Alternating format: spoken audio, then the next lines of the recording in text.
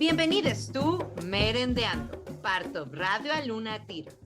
For the rest of the season, we are taking you behind the scenes of the Rutas Festival and chatting with some of the people who made it possible. This episode, we're talking to a very talented trio, Ana and Ale Higuera, the Rutas Festival videographers, and also we talked to Fer Sandoval Pezoa, who was the festival's production assistant and the stage manager for Aliens, Immigrants, and Other Evildoers and Danzantes del Alba. Let's get started. And we're back, and this is the last episode of the season. And to start, we're gonna talk to two of our favorite humans in the world, Ale and Ana, the magical videographers of the festival. To get started, we want to know, what was your journey to come to Aluna? So how did you learn about Aluna Theater? And what was the journey to working with them at the Rutas Festival? I think it was just through community, you know, our friends, our artist, the iconic Victoria Mata, our friend and family and collaborator. So I think, yeah, through community. And I got to work in Caminos 2019, I believe, doing some videography as well with another crew. Yeah, same, through community. Also Victoria Mata. I met Bea at a gathering, a symposium that Victoria was putting up a long time ago at UFT. And Victoria and I worked, I think in 2013 with, we were part of Caminos, and we showed ImShift, which was a piece that we're working at the moment that we co-created. And then after I have been working as a videographer.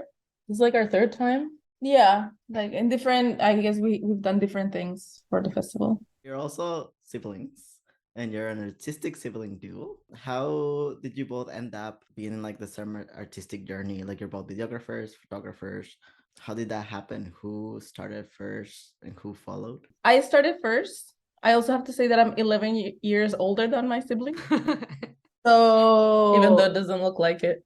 So I started first my artistic exploration in 2007. And I mean, after that, I always brought Ana Maria along, right? Like, you always are part of different projects. Ala's been one of like my biggest mentors, like in photography, which is like what I started with, and then in video as well. But she definitely started first and then taught me everything she knows. So I'm lucky. And now we learn from each other. Because that's what happens. And now we learn from each other, for sure. And we started collaborating actually like more often recently, like during the pandemic. We both started doing more video documentation, and that's kind of like where we've collaborated and really like grown together. Yeah, during the pandemic was more like, okay, we're gonna work together. And I was like, Anna, we have to buy the same camera. So we actually have two cameras to work together that were the same quality and, you know, the same look. And we got hired by Jami. They're like a community arts organization in the Esplanade. And we did a really wild, like 3-channel live stream video in the middle of winter, like February. Outside? Outside. Oh, it was, yeah, that was like our first time really like working together, doing video and kind of like what catapulted everything to come. So it was a wild experience. Yeah, almost like froze my hands. Yeah, Jamie was a good, like a starting the moment glue for us. Yeah. And speaking about filming something that it's live, so during the festival, we saw you running around filming all the plays, all the productions. How do you plan the filming, like from the shots, the angles, to schedules? And why do you think it is so important for Aluna to document these productions? So we came in with some thoughts, and then by the end of the 3 weeks, because we started with Cacao, I think we improved in many ways and we learned a lot of things. But at the beginning, we were like, oh, we're going to give ourselves 1 hour to get there and set up. Like, we kind of knew how the spaces worked a little bit, and we had a vision for the spaces. But, you know, in the moment, some things changed. And we came in with like, oh, we're going to use these 3 cameras. And then by filming the first show, we're like, we have to switch one of them and use a different camera. And Yeah, there's always troubleshooting, like always with tech, like video, anything, like there's always troubleshooting. So definitely planning ahead, we need a lot more time to set up. And in terms of like how to capture things, I think we also try to not only have our input, but also talk to the artists and see like what their vision is, like what they'd like to see, since they're the ones who created the pieces and know them better. We did try to watch the pieces before, because that always helps. But speaking to them and collaborating with them as well as to what they wanted really helped also. Yeah, and working with the tech people at each of the theaters, because each space was different. So we needed different positions for the cameras and for ourselves. Become best friends with the tech peeps. They had our back. Yeah. It is quite hard because also if you're filming a live event that might change, like in the moment it just might be longer or shorter or things happen. So yeah, that must be like, well, just go. It was high energy at times, a little stressful. Yeah, if things some of the plays were very close together, and so yeah, we learned to also give time in between, because you never know what's gonna happen, and yeah, things might go over time. Which happened. No so... time to dump footage, and then my card was full. Yeah, so those things that happen, like either like you always think, oh, I need batteries, I need cards, but then we thought we had enough time all the time to dump footage and all that. But, you know, things happen. Yeah, live theater. Live theater, yeah. Yeah. I mean, in a way, it feels like we were doing a live thing too, right? So we're working with 3 cameras, and 2 of them we each have one, but one of them like we leave it alone, and you're like hoping for the like the turn off. Like sometimes things turn off. Like I was like, why? Like you're not like, why does technology don't help me? I know you're supposed to be on my side. But yeah, and it's like, you know, knowing that we capture something and now we're editing everything, and now we're troubleshooting some things, like the audio wasn't like, you know, we didn't work in this time, so we're trying to like troubleshoot all these things right now in post, which is fun. When you folks are like capturing moments in theater, do you ever get emotional? Like, do you ever like, even though you're trying to get like that distance, do you ever like, oh, I'm actually feeling it? Yeah, all the time. Well, but usually if I'm using a camera that and, you know, is like static, then try not to speak or like make any noises, because then it will pick your reaction, and then when you're editing, you're like, why did I talk at this moment? So I've learned that from, you know, from doing it. And if you're holding the cameras, like just be sturdy, you know, if you're like don't shake or anything like that. But I don't know, for me I find it's a little different. Like I'm so concentrated on capturing the visual that it's sometimes hard to connect to the piece. Mhm. And so yeah, I would love to be able to go back in time and see all the pieces without doing anything, but that's not possible. that's true. Yeah. Yeah, it's a different experience. Yeah, I get like really into, okay, like, you know, the camera, make sure it's not shaking, make sure I'm not breathing so hard, and yeah, all these things. Also, I think it's important to document these productions because they're telling important stories that we need to hear and share and kind of process together as well. Mhm. Yeah, and also it's important because artists can use this documentation to apply for grants so they can keep making work. Also to look at the piece and see if they want to change something. I don't know, you know, like every artist, it helps to see what you've done. But definitely for, you know, future archiving and to see what's happening right now and what the Latinx community looks like and what we're sharing with the world. I think that's super important. I feel like artists didn't document as much as they do now, and it's great that like Aluna as an organization is like offering this, like offering them to have all this recording and all this footage that they can use. But aside from all the troubleshooting and crazy moments, is there like a nice memory from the festival? Anything that you remember that comes to mind? Yeah, in general, for me, like something that is very nice is just how queer it is. Like as a queer person, like I really appreciate these like spaces. It's so safe and welcoming and really fun. Like everyone is super kind and just willing to be good to each other, you know. I also love like seeing so much art. Yeah, so many pieces that are so inspiring, so many people that are doing so like amazing work and very important work. Seeing pieces that, you know, parts of it are in Spanish and like in dance, and so it's so diverse and it's so inspiring. Like I saw so many pieces that I was like, whoa, this is amazing. And I was so inspired by everyone that was part of it, and that everyone that was also coming to the festival, you know, and the party was amazing. Yeah, and after the pandemic is like, you know, I hadn't partied like that in a long time. So it was just like such a welcoming energy to like, let's just, we worked so hard for all this time and it's like, let's get it, let it all out. Yeah, definitely inspiring. And something else that we spoke about was some of the pieces, like for example, from Teatro Línea de Sombra, like how they, you know, were speaking of such heavy and challenging subjects, but also really poetically, like visually and very lighthearted at the same time. So that's something that like was very inspiring to both of us. Yeah. Yeah, and yeah, it was just so beautiful how you came out of those plays feeling so like you just witnessed something that it was so beautiful and potent. I feel like that's what I aspire to in my own work, to feel like find poetic ways of like sharing stories with the world. So that was very inspiring. I think that's something from Rutas for me is like you get to know these companies from other places of the Americas, and then you can be like, oh, I can actually like follow them and see what their work is at, and see maybe they will come back, and maybe we can do an exchange. Like as both of your artists is like maybe there's a connection there that you can like keep building on. And speaking of Rutas, Rutas was born out of the desire to bring the art from across the Americas to Toronto to encounter new perspectives, voices, and ideas, and to engage in conversations about art and human rights. So, what conversations or engagement do you hope the festival brought to our audiences? We come from Bogota, and while we were growing up there, I saw a lot of cuenteros and street theater, like things were happening on the street.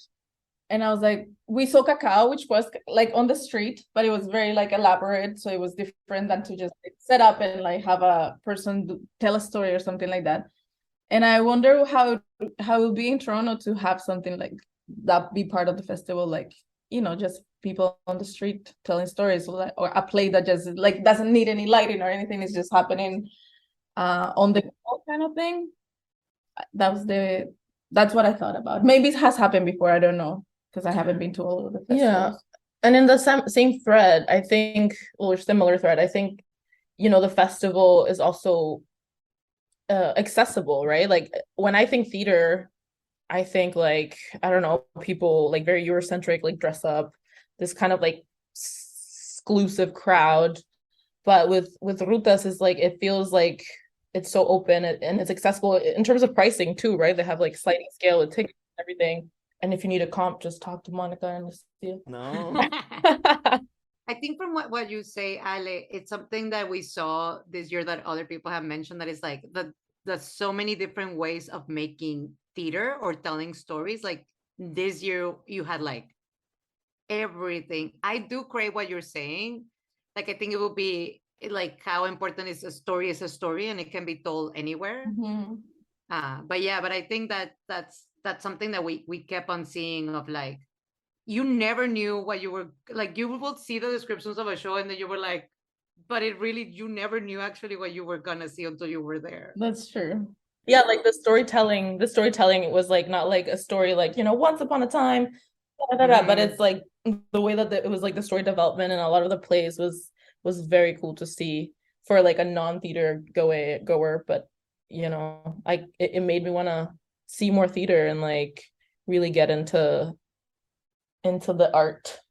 So every episode, we ask our current guests to pose a question to the next guest. So first we have Maria Paula from the production team of the Rutas Festival, and she asked, what is it that makes you decide every day when you wake up to continue the journey of being in this industry?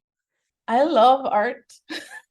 I love creating. I love, you know, telling stories, and I love supporting others to tell their own stories. Yeah, I feel like the heart of it is that this is what I'm supposed to be doing right now. And I love it. And I love every part of it, you know, the challenges, but also the the joy, that it is to create with others, and it is to share the work with community. I think it's so fulfilling. I think art for me is like expression. It's really being myself, which sometimes can be hard in this world.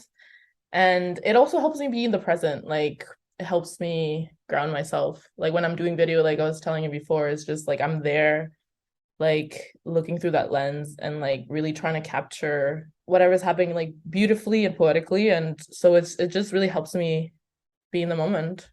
And the second question we have for you comes from Maria Escolan, who worked in Pequeños Territorios and Children of Fire. And she asked, what was the moment of joy and or a heart-wrenching moment that you remember from the festival? Well, okay, heart-wrenching for me, watching Children of Fire. That was an incredible experience. I didn't know about these women revolutionaries, so educational, and just really eye-opening. And the part where they say like, don't feel sad for us, just do something, just like stuck with me like so much.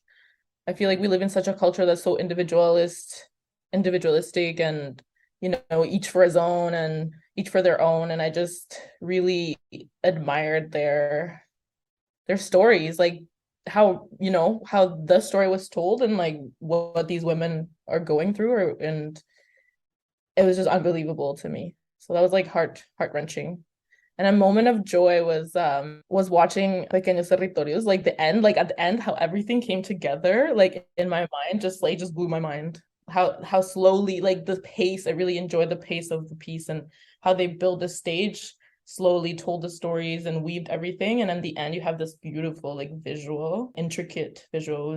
It was wonderful. I mean, I have many moments of joy and all relate to, experiencing art, but also the beautiful community that unites and gets together to either, watch, be part of it in so many ways, producers, people that are like doing the stage, everyone. It's such a beautiful community that was like the joy, and getting to talk to people, like Maria that came from Vancouver, and we worked before, but it was all online, or meeting the people, like the tech people from Teatro Línea de Sombra, and like you were saying, we make connections, and I was like, oh, I want to learn from these people. Like, how do I do this? And I feel like it was in that sense of community, and to know that we have a space, to tell our stories. Like, I'm very thankful for like Trevor and Bea, that they have worked so hard to create this community, and that it takes so much work, and that they're so dedicated, and that it's only growing, right? Like, and they're seeing like all these people, like seeing Victoria with Cacao, and like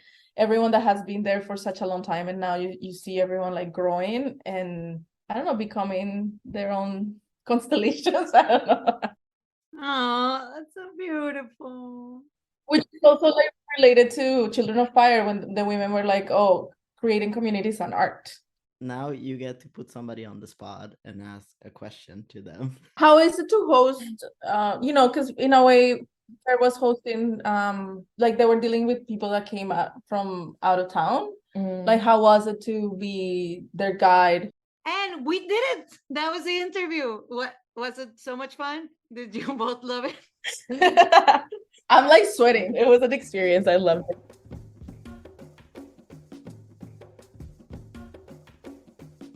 Thank you so much for being here with us, Fer. We're so excited to talk to you, and also from random times to hear some little dogs that are trying to come into your apartment. Yes. They love being here. So, and I'm happy to be here. And they want to be part of it really badly. They're huge fans. Can you tell us, how did you learn about Aluna Theater? And then what was the journey for you to work with them at this Rutas Festival? I learned about Aluna through Now Magazine. In my first year in Toronto, my first year in school, I would take the subway home and I would grab a Now Magazine to read in my journey. And I saw the show Reunión by Dani Selko. It was like a Sunday midday thing. And I was like, okay, let's go. And just because of life, I ended up reading one of the poems in the show. And the producer was like, oh, well, since you performed, you get free tickets to everything else today. And then I just spent my day at Aluna. I went to the cabaret. I met great people. And I was like, oh, this is a cool community. And then when I was in my last year in school, I reached out to Aluna and I was like, hey, can I do an outreach placement, a sort of internship? And that's when we worked at Caminos last year. This year, they reached out to me and I worked with them for Rutas. And it was like my first official contract after school in the thing that I studied. So it was like a really nice full circle. It's a little bit crazy that you just found them in a magazine and now you're like just working like multiple things in this festival. We know that you work for one of the biggest show at Rutas, Danzantes del Alba, and as an emerging stage manager, could you tell us about that experience? What was it like to take such a big role in the production? I'm very grateful and I feel very blessed that everyone I work with are really great human beings. I'm just coming into this industry and I work with people that have been in the industry for decades and they really supported me and they wanted me to succeed and I wanted them to succeed and for the show to be great. So it was a very like safe and healthy environment to put my foot in stage managing. It was funny because I would be telling people who are twice my age what to do. But they would listen. And if they had any suggestions, they would give it. And it was a really nice experience. Because this is a show that it's touring, right? So it's not a show that is like, we're here. How fast is it to like communicate that stuff? Like, did you have a chance to know about the work before? Or was it like, we're here 5 days, let's do the show? Like, how was that? Yeah, it was very fast and wild. It was very much like getting into the theater as they're setting up and being like, okay, we have all this rigging that we're doing and these costumes that are really heavy and we have 5 days. Let's do it. It was wild, but very fun. It's very chaotic, but I like it. And as someone who is working in Canada and Latin American countries, can you tell us about the similarities or differences in this experience, maybe in working in the arts in two different like worlds? The biggest difference is the budget. In Chile, is you have to do the most with the least, and there's not the opportunity for having a lot of people working on a show. And here you can have different people and then that leads to specialization, which is really beautiful as well. And I think the similarities is that it's a community and I never thought of it because in Chile, since it's like small and you have to support each other because otherwise you're not going to survive. When I came here, I was like, this is a huge industry with like hundreds of people working on it. But when I started working in it, I was like, oh, wow, it's actually a very small world. We also know that your work is based on radical tenderness, community healing, and joy as an act of resistance. Can you tell us a little bit more about these practices? Yes, of course.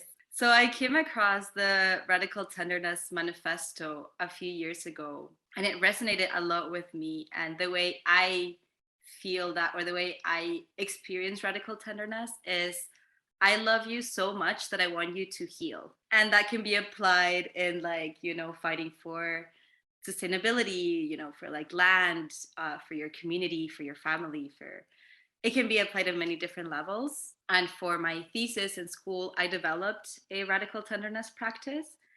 And the idea was to gather 10 strangers and do a bunch of activities based on tenderness. And I got the opportunity to tour that. So I did it in Chile, Argentina, and Germany. It was interesting to see what is tenderness means for different people.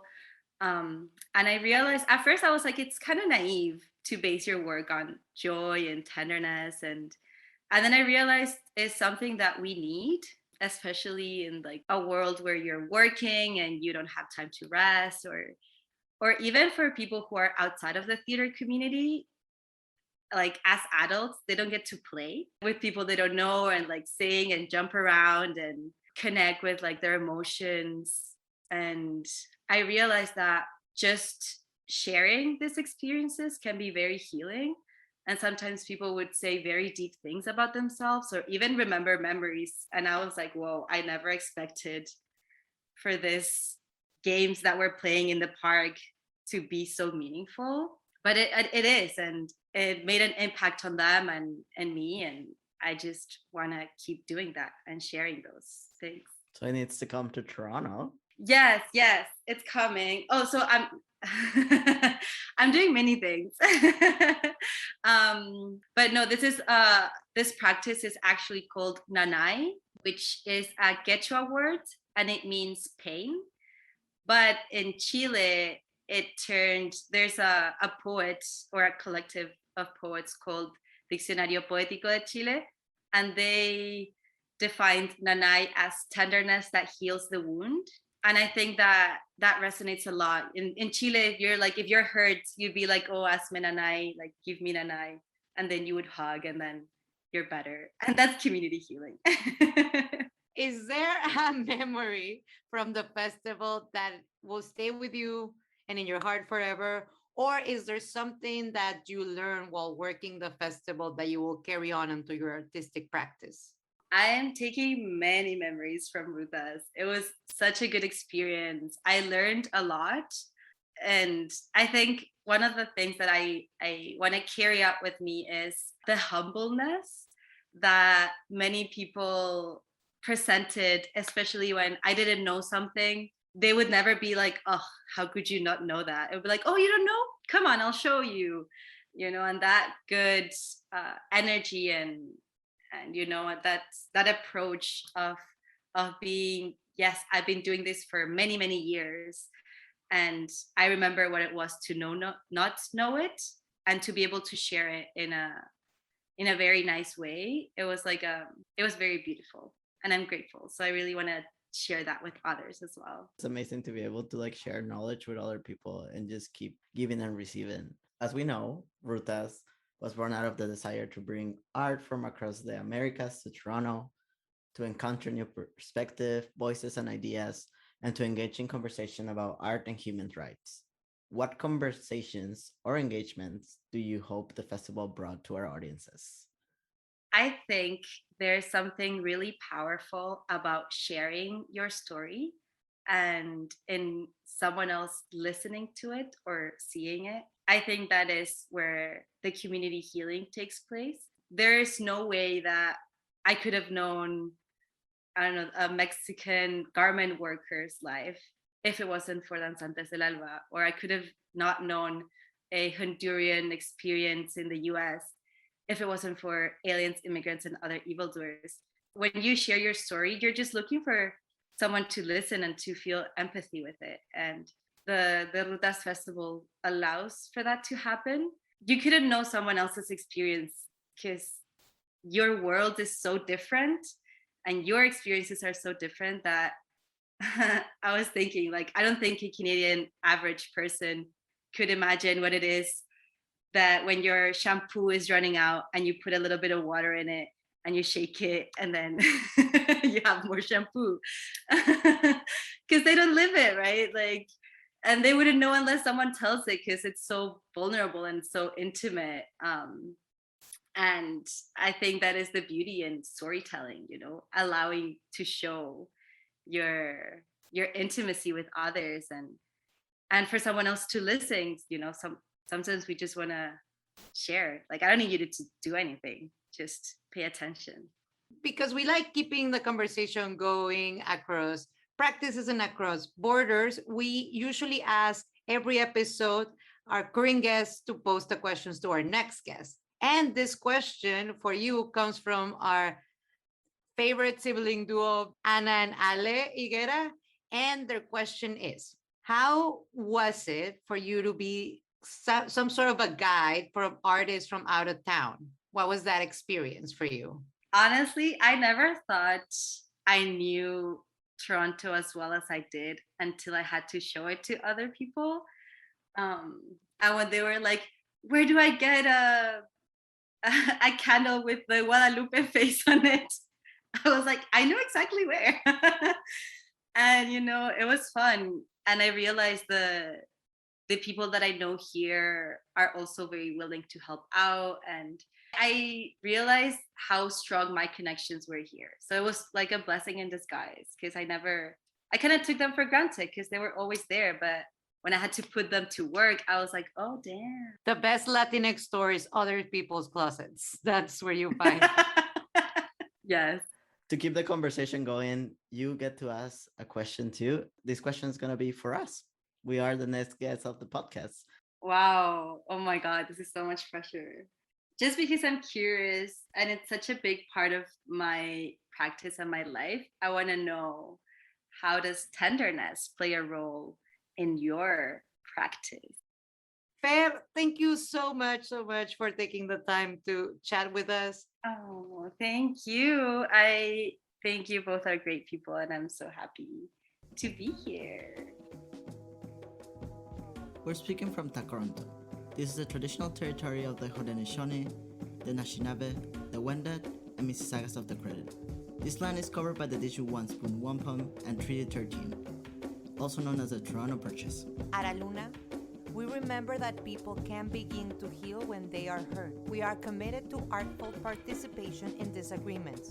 We are committed to unsettling ourselves towards connection, respect, and justice for all people who now live in this city, which has been a meeting place since time immemorial. Radio Luna Teatro is supported by Aluna Theatre with support from the Toronto Arts Council, the Ontario Arts Council, the Canada Council for the Arts, the Department of Canadian Heritage, and TD Bank. Aluna Theater is Beatriz Pisano and Trevor Shelness. Radio Luna Teatro is produced by Mónica Garrido y Lucía Linares. For more about Aluna Theater, visit us at alunatheater.ca, follow at Aluna Theater on Twitter or Instagram, or like us on Facebook.